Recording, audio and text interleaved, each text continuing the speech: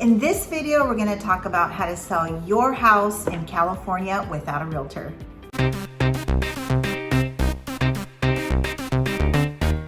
All right, so you clicked on the link to find out how to sell your home in California without a realtor. Well, folks, my name is Verenice White. I am a licensed real estate broker here in California, in San Luis Obispo, California, on the Central Coast is where I'm at. And I'm going to share with you a few things that you should take note of as you are kind of exploring the idea of possibly selling your house without a realtor.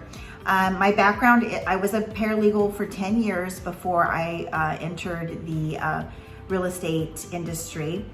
But I am not a licensed attorney. So what I'm going to tell you is just going to be some of my personal experiences of what I can share with you that could possibly help you, because anything is possible to do. So you just need to have some things under your belt to know what you need to do. So you need to have a security system in place. Now, what I mean by that is, as a realtor or real estate broker, we usually have what's called a lockbox on to assist other realtors to be able to show the property. So if you're going to be selling your home on your own, and you're not there, or you are going to be there, you need to be sure and have something in place so that if you're not in the same room with them or they're walking through the property, be sure to have some sort of security system in place or something so that, as they're walking through the home, you don't know very much about the person that's called you to view the property. So you want to be sure and take as much precaution as possible. So when we deal with somebody, another realtor, we already know that buyer is pre-approved, or we've established some sort of relationship. And as a realtor going through your home, we take the responsibility of, the security part of it and the liability. So as a person that's going to be selling their own home, just be sure and have some precautions, some security systems in place. You can have cameras up. A lot of people do, and you just have to disclose that. So again, just be cautious, and then also be sure and put any valuables away. Put any kind of medications, be sure and stash those away so they're not just kind of on your nightstand in your room, or it's on your kitchen counter and someone can kind of come and scoop those things up. So again, just have some sort of security. I'm giving you some things so that you can think about and be aware as you don't do this every day. Okay, one of the main things as you're selling your home on your own is you're going to want to give it as much exposure as possible. So consider doing an open house on a weekend. Or during the week you can. There are no real big rules about that, especially right now where people are able to take off at any time. Our area's second home residence, so we can do open houses at any given time and be pretty successful in this market. So what you want to just be able to do is have the marketing in place, open houses, your professional photographer. Make sure those pictures are really stunning and really show your home in the best light possible, because people are looking at homes from all over the world, all over the United States. So you want to really have that maximum exposure, and a video is really, really helpful to kind of give the floor plan or just what's around it, the GoPros, the aerials, all that stuff that people use to really give your home the best marketing is really critical. So find a photographer, perhaps a college person, or a college or a high school student. Could be somebody that you could refer to for that. Your iPhone can probably do it. It's not something that we do ourselves. We definitely try not to, unless it's a crazy situation where our seller needs it to go up right away, and it just has to be. We just really try to avoid pictures that are not professional. So that is just a really good thing. All the marketing, have it in place. Make sure that you're on all the websites. that you're letting everybody know out there that your home is on the market.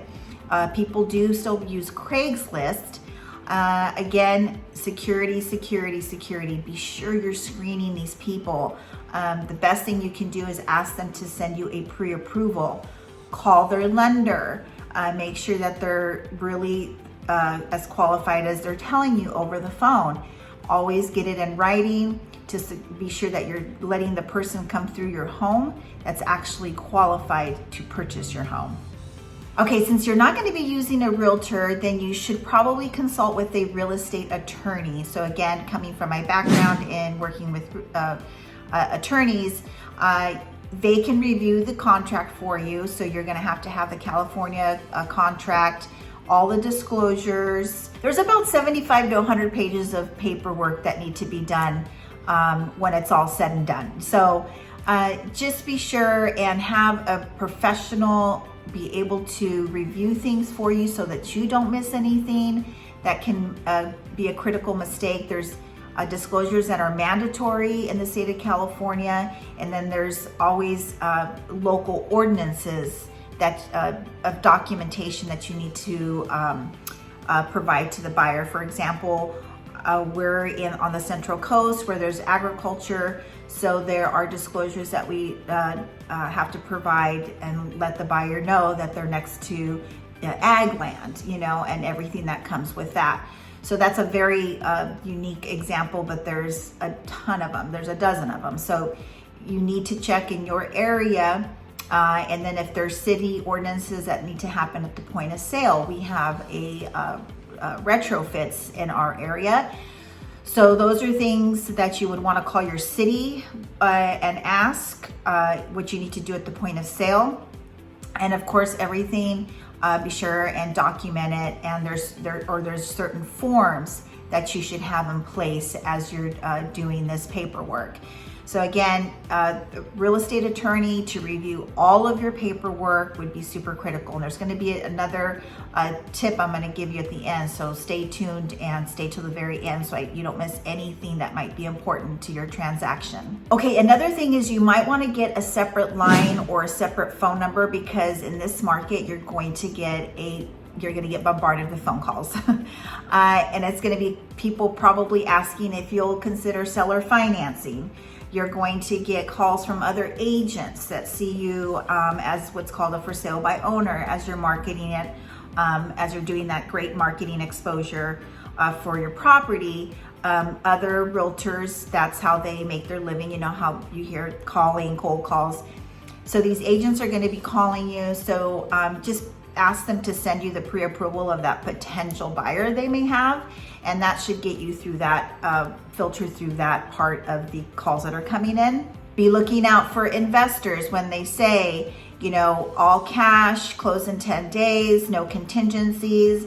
That is a strategy to perhaps bring you a lower offer. Now you're in a situation that you do need to move quickly, then that might work for you. However, be on the lookout for those types of calls that are going to be coming in. So it's no secret that we have a shortage of inventory. So if you're going to put your home on the market on your own, be prepared for other agents that do really have a qualified buyer in hand and have maybe lost out in the the real estate market. So that you could get that phone call, and just be prepared to offer a percentage, a commission for that agent that is bringing you a qualified buyer, because you could get bombarded by a bunch of people that are not qualified. Again, just be sure and filter, ask all the questions, make sure that they have a pre-approval from the lender as you're dealing with these calls that are coming in. But you could have a potential phone call from a realtor that has a qualified buyer that can perform.